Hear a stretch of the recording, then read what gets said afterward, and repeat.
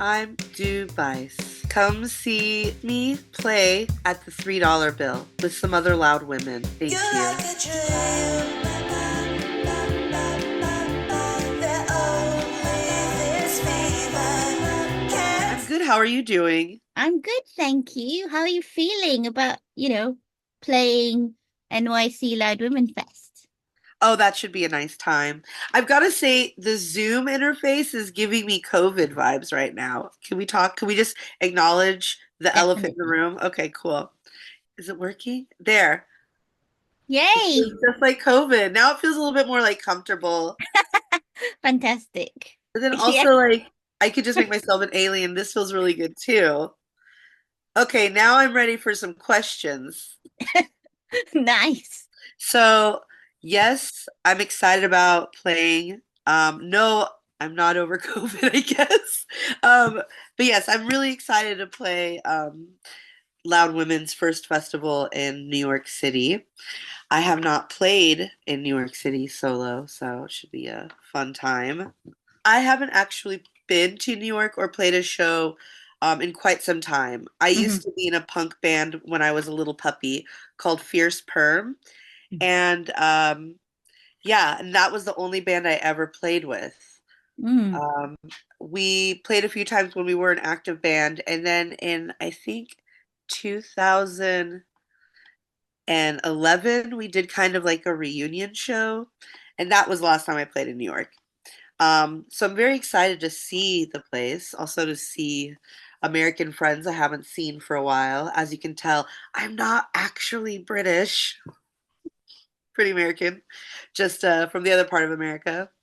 So yeah, so looking forward. I'm curious to see how it translates to American audiences and to meet American bands I've never seen before play as well. That'll be a fun time. Nice. Yeah, so I think Desert Sharks played the one in London last time, and they're playing again in New York because they're from New York. So they were very cool. Like, Desert Sharks, I'll keep my eye out for them. yeah, really cool. Cool. Um, okay, so looking at the list of artists playing Loud Women Fest, are there any that you're particularly excited to see? Yeah, I'm very excited to see Doris. It's been a while since I've seen them. Big fan. Big fan. Honestly, I think that any kind of deviance or like subversion from the music industry is important. And it doesn't matter what your gender is. If you're like a female, male, non-binary person, like I think that the way that the music industry is set up is set to a certain kind of standard that's homogenous and boring and also really capitalist and gross. And so for us to just like think about other ways of like presenting music that can be joyful, that can be maybe sustainable for artists and like to create audiences and also give them the opportunity to play or like make connections with fans or whatever, I think that's important. Um, yeah. Cool. It's cool. Like you could change that with every question. It's very cool. I know it feels it's helping me answer actually. Nice. I get anxious sometimes, but I hmm really like a disguise. I wish I could have a mustache and a beret at the same time though. That's I anyway. know they've got to work on that, right? They really got to work on that. Yeah. Well, I'm also now very inspired. I think I will do that on my next Well, call. why don't we do a I've little never fashion done it. show? Oh my Come God, on, never. just do it. If studio effects, you can oh, you can give yourself a little mustache. Okay. Look, I have a little mustache. This is great. Let me sure try it. Um, Oh, there you go. You got a little mustache too. See, look, I have my beret and mustache look now. nice. This Nice. works. This is working for me. All right. Excellent. Me too. Oh, this is very cool. Who needs This is blurred very backgrounds good. when you can do it? It's really fun, actually. Okay. Nice. Okay, so let's continue. Yes, now back to business. I mean, what kind of influences do you have, or do you just have like loads of different kind of influences? Oh, lots of different influences, really. Everything from like a bag in a tree, like one of those plastic bags and they get stuck in the trees. That's a big influence of mine. Also, being just slightly critical of Yoko Ono's art is a big influence of mine. Um, I'd have to say pizza when it's 3 days old, heat up on the toaster. That's an influence of mine. Um, I like to look at YouTube videos for like sounds from weird organs and drum machines from the 70s and cut and paste them sometimes. Uh, yeah, yeah. And you were saying you do like field recordings of things? Yeah, so sometimes this last mixtape I made some field recordings and incorporated them into the songs that I made. So I'm always kind of like looking to gather sounds from places and use them to compose, whether it's from YouTube videos or it's from, you know, recording a glass of lemonade I had or whatever, or capturing a seagull or something.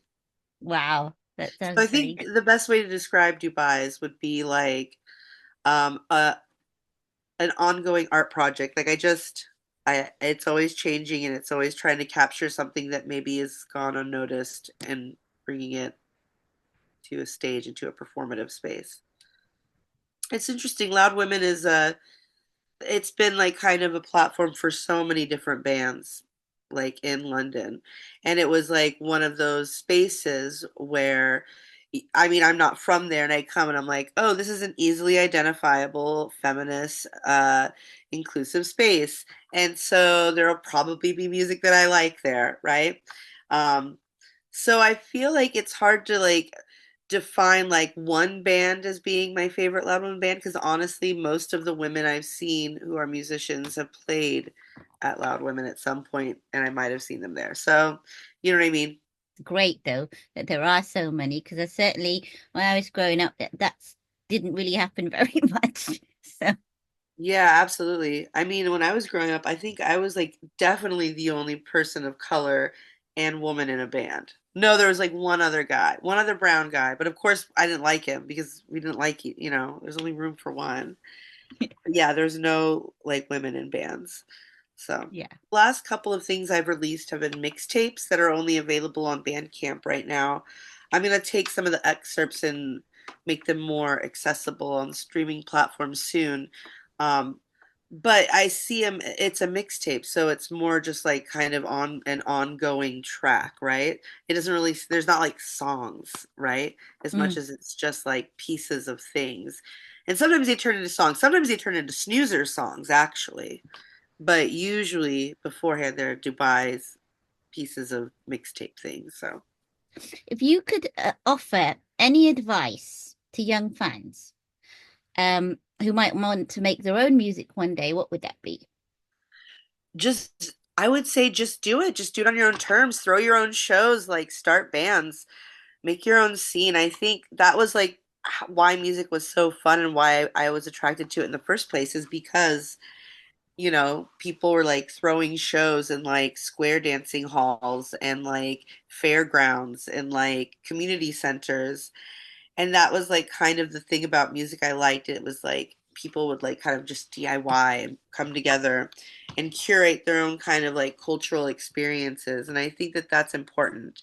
And I mean, working with like younger people who are like trying to do music, um, I've noticed that like that's the thing that lacks and that's the thing that is needed is like more of that kind of real life music community and space. So yeah, I would say start a band, throw a show, and just like, use what's in your own means to make music happen. Well, this was definitely one of my most fun interviews ever, and I learned something new. So Is there you it? Thank you. You're not just saying that. go. That's nice.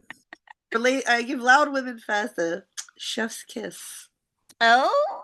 Chef's kiss to Loud Women. Oh, I would love to go to New York to see you and see the rest of it. So I shall be looking forward to watching all the videos.